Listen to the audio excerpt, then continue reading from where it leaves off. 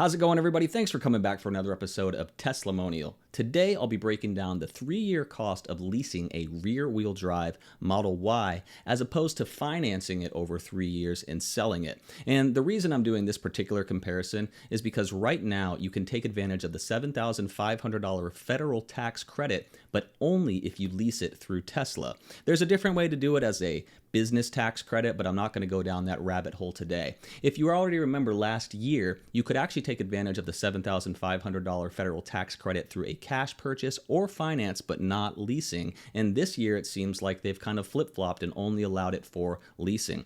And I'm thinking, $7,500, that's a pretty big number, right? Is it smarter to lease this vehicle for 3 years and then just start fresh after 3 years and get another Tesla? Or should you still do the smart thing traditionally and finance the vehicle and try to sell it after however many years you like? Well, I'm going to break down the math for you today, so let's jump right in. In my particular area, the cheapest Model Y I can find right now is $39,470, and there might be cheaper ones out there. I see that this one's black, but that's the cheapest one that I can find in my area. There's a couple others that are about the same price, but we're going to go off of this example right here. Pretty substantial discount, if you already can see. $46,990 was the original price, down to $39,470, so pretty big jump. But if we go over to the financing customization on this particular car, I've set this up. And let's take a look. 10,000 miles. You always want to click this tab to include the taxes and fees.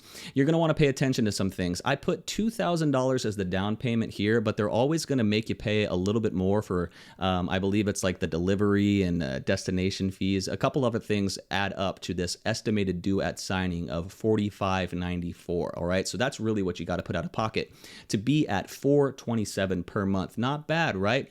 But we're going to figure out the 3-year cost by taking 427 and multiplying that by 36 months, right? And then you're going to add the 45.94, and what I got was up here 19,966, right? So almost $20,000 in 3 years, and that's just down the drain. You don't get to keep the car at the end of the lease. One of the goofy things about Tesla leases is that you can't sell it, you can't buy it, you just have to give it back. Really, that's the only thing you can do, and that's different than like a Toyota where you can buy your lease or sell your lease at any given time. So we need to compare that to financing, right? So I'm going based off of Tesla's financing. Right now, they're offering a lot of different rates, but in this example here, I'm actually going with an 84-month term, and that's traditionally not something that I would suggest people do because you're going to spend a lot more money. But I'm doing this specific example because people who lease are generally looking for the lowest monthly payment. So I'm trying to find that. And based on the price of the vehicle after tax, license, and fees, which was $45,133 on an 84-month term, 7.40 interest rate, and the down payment of $45.94, we got an effective monthly payment of $619.80. Okay, so that's what you're going to pay, and I've got to find your 3-year spend on that. So we're going to take that $619. Oops, clear this out.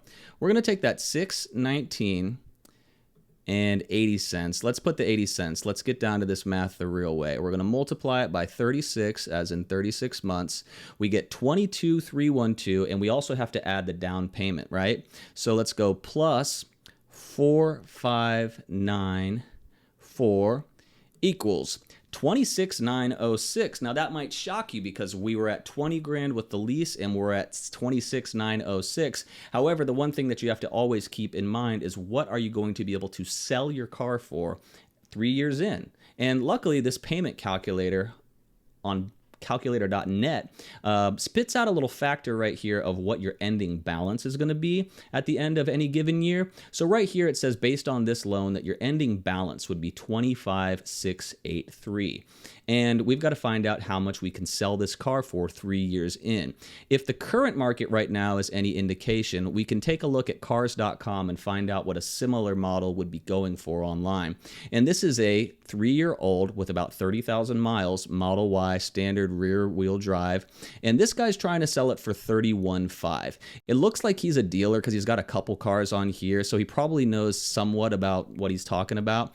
Will he really get $31,500? I don't know. But let's just assume that you're just as smart as this guy and you sold this car for $31,500 and you owed, let's call it for easy math, $25,500. So now we've got a $6,000 difference, right? So your real 3-year spend can be minus $6,000. So we're going to go minus 6,000 equals $20,906. So in this particular example, we are seeing a higher cost of ownership if you are financing this as opposed to leasing. Now, that's a question you're going to have to ask yourself. How long do you plan on keeping this car realistically? Are you going to put on window tint? Are you going to put on paint protection film? And do you want to have more options by the end of the 3 years? That's something that everybody should really consider.